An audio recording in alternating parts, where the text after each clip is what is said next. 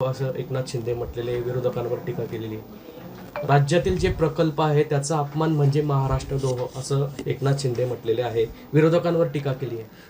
कुठलेही प्रकल्प होत असताना छोट्या मोठ्या चुका होतात.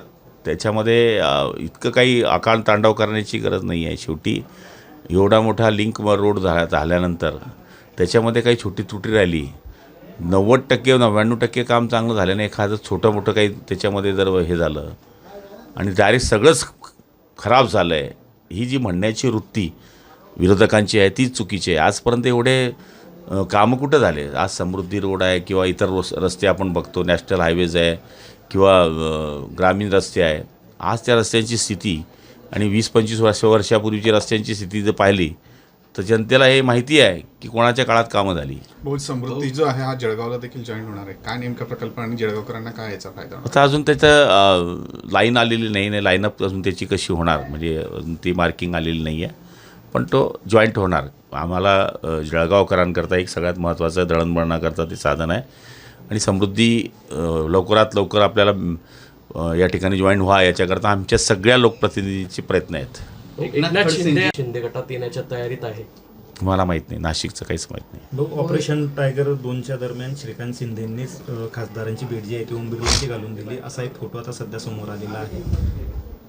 बघा, ते पण खासदार आहे, हे पण खासदार आहे आणि खासदारांशी भेटत असतात. त्यामुळे आता श्रीकांत शिंदे हे आमचे युवा नेते आहे आणि त्यांना भेटणं काय हे होऊ शकत नाही आणि शेवटी भेटले बी असतील तर त्याला काय चुकीचं म्हणता येईल. शेवटी खासदार एकमेकाला भेटतात. राज्यातील प्रकल्प आणि संजय राऊत यांनी अस्वस्थता व्यक्त केलेली आहे. भेट घेणं, मी म्हणतो मी आता कोणाची भेट घेतली म्हणजे मी काय करतो आहे याच्यावर डाऊट घेणंच उचित नाही आहे, ही शंका आहे. आता उद्या मी कोणाला भेटलो याचा अर्थ काय होतो? मी शरद पवारांना मी पण भेटेल उद्या, भेटायला काय अडचण आहे? एक देशाचे नेते आहे, राज्याचे राहिलेले माजी मुख्यमंत्री आहे, कृषी राहिले मंत्री आहे, भेटायला काय अडचण आहे? भेटणे म्हणजे काय परिवर्तन होऊन काहीतरी करणे असं थोडी होते.